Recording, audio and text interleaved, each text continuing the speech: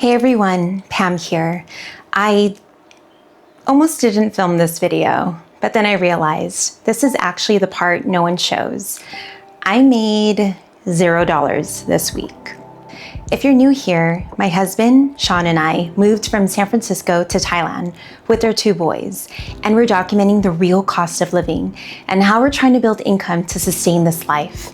Sean still has his business in the US. I have a part-time remote job, but I'm building a backup plan because clients can disappear overnight. So I'm testing different income streams from scratch and sharing my real results every week.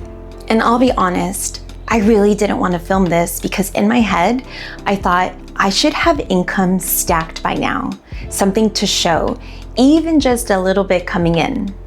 But I don't.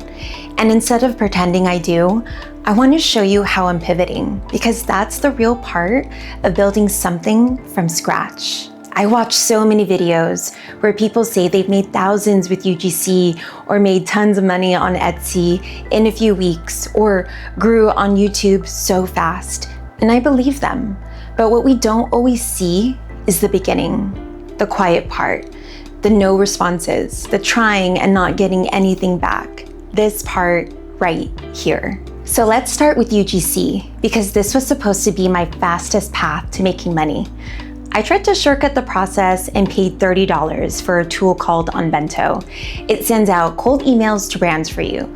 So I thought it might help me move faster. I sent 100 emails and got one response, and it wasn't even a yes. And that told me something important.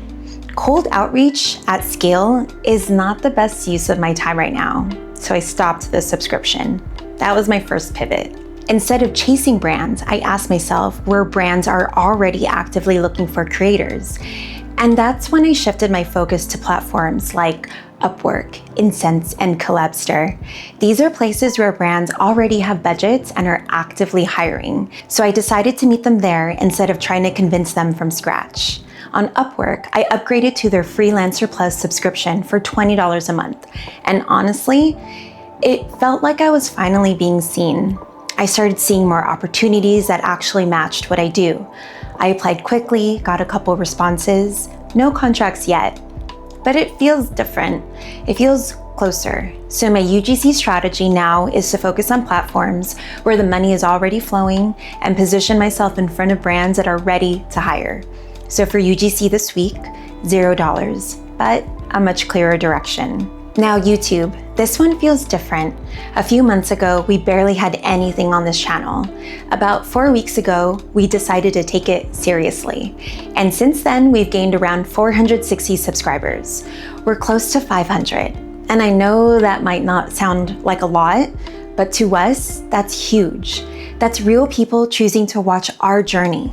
Our goal is to hit 1,000 subscribers and 4,000 watch hours so we can start monetizing. And we're aiming for June 1st.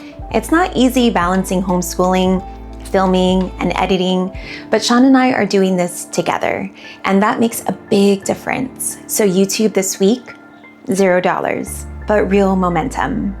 And then there's my romance novel. This one is the most personal. I've been writing stories quietly for years, never sharing them because I was scared of what people would think. And now I'm actually doing it. I'm finishing chapter 2, and next week I'm going to start posting on TikTok, hashtagging book talk, to start building an audience for it. And honestly, that makes me nervous because this feels like putting a piece of myself out there. But I keep reminding myself I'd rather try than spend the rest of my life wondering what would have happened if I didn't. So for my book this week, $0. So yeah, 3 income streams, 7 days, $0. But I don't feel like I failed because I showed up, I tried things, I learned what doesn't work, and I adjusted. And I think this is the moment where most people stop.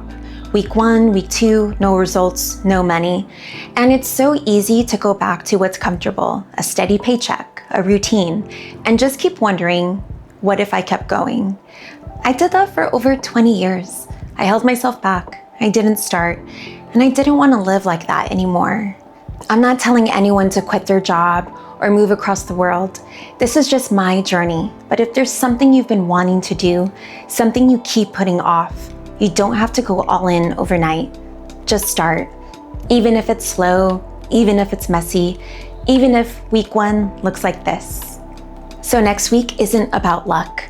It's about consistency, volume, and getting better every single day. Let's see what happens. Thank you so much for being here. It really means a lot to us. And I'll see you in the next update.